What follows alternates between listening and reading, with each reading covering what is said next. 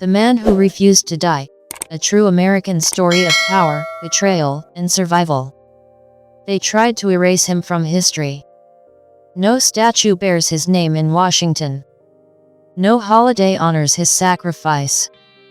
No school teaches children how close the United States came to becoming something entirely different because of one man who refused to disappear. Yet the documents exist. The letters remain. The court records, sealed for decades, still whisper the truth. This is not a legend. This is not a myth. This is a true American story, one so unsettling, so astonishing, that even today it feels safer to forget it ever happened. In the winter of 1801, as snow buried the unfinished streets of Washington City, a solitary figure walked the length of Pennsylvania Avenue. The Capitol was still a half-built shell. The White House smelled of wet plaster and fresh paint. America itself was young, uncertain, and dangerously fragile. The man walking alone that night knew something most Americans did not. He knew the Republic could collapse from the inside. His name was Aaron Burr.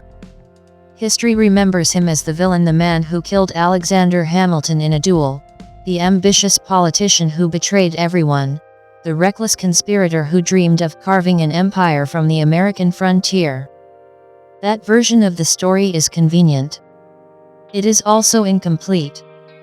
Because the real Aaron Burr was far more dangerous, far more intelligent, and far more central to America's survival than the textbooks dare to admit. And the truth begins long before the gunshot on the cliffs of Weehawken. Aaron Burr was born in 1756 into privilege and expectation. His father was the president of Princeton. His grandfather was the famous theologian Jonathan Edwards. From the moment he learned to read, Burr was taught that greatness was not a choice, it was an obligation. Orphaned by the age of 2, Burr learned early that the world was indifferent to virtue. Survival required adaptability. Intelligence required secrecy. Power required patience. At 16, he joined the Continental Army. While other young officers chased glory, Burr studied men. He watched how fear moved soldiers more effectively than speeches. He learned that loyalty was often temporary and ambition eternal. By the end of the Revolutionary War, Burr was not the most famous officer, but he was among the most perceptive. George Washington noticed this and distrusted him. Washington valued obedience. Burr valued independence. The two men were polite in public and cold in private, and this quiet tension would echo through the young republic for decades. After the war, Burr entered politics, where charm was a weapon and reputation a battlefield. He rose quickly: senator from New York, attorney general, a master of alliances that shifted like weather. His greatest rival was Alexander Hamilton, a man who believed America needed strong centralized power and who believed, above all, that Aaron Burr could never be trusted with it. Hamilton underestimated him. In the election of 1800, Burr maneuvered so skillfully that he tied Thomas Jefferson for the presidency itself. The nation froze. The Constitution offered no clear solution. For weeks, the Republic hovered on the edge of chaos. Hamilton intervened not to support Burr, but to stop him. Jefferson became president. Burr became vice president. It was a political humiliation Burr never forgot. And America never understood how close it had come to something far worse. On July 11, 1804, two men faced each other at dawn on a narrow ledge above the Hudson River. The duel lasted seconds. The consequences lasted centuries. Hamilton fell. Burr lived. Public opinion turned vicious overnight. Newspapers portrayed Burr as a monster. Churches condemned him. Former allies vanished. Even Jefferson, now president, treated his vice president as a political corpse. But Burr was not finished.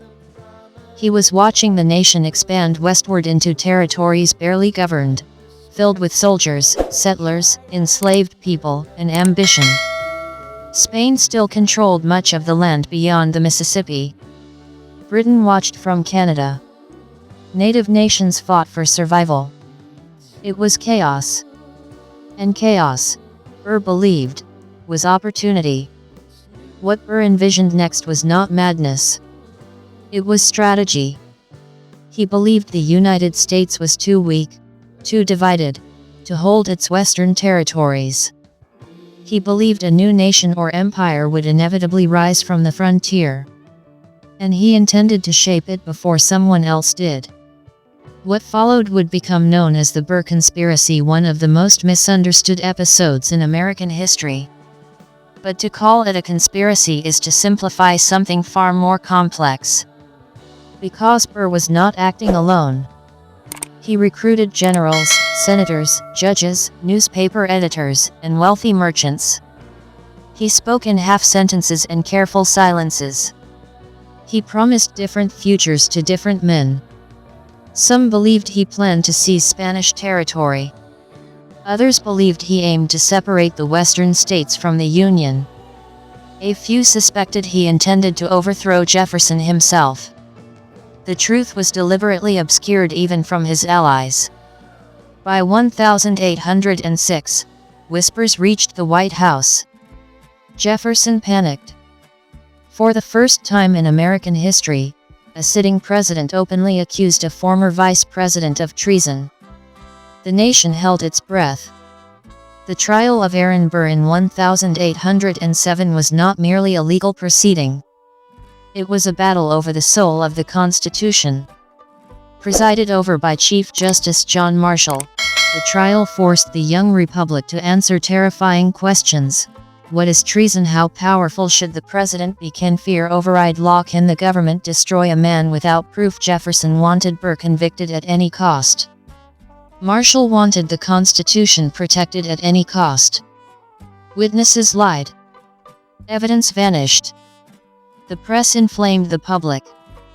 Soldiers waited nervously, and Aaron Burr, calm, controlled, brilliant, defended himself not just against the charges, but against the idea that America could abandon its principles when afraid. When the verdict came, it shocked the world. Not guilty. The government had failed. The Constitution had held. But Burr's life was destroyed anyway. He would spend years in exile.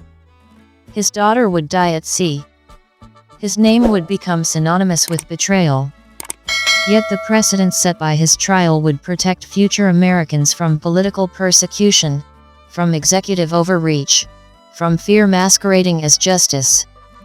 In losing everything, Aaron Burr preserved something far greater. The Republic survived not because he was innocent but because the law mattered more than power. And that is why his story is still dangerous. Because it reminds us that America was never as stable as we pretend. That its survival depended not on heroes alone but on villains who forced the system to prove itself. Aaron Burr did not die on that cliff in Weehawken. He lived on in the Constitution, in the limits of presidential power, in the idea that even the most hated man deserves the protection of law. And that is the part of the story history would rather you forget.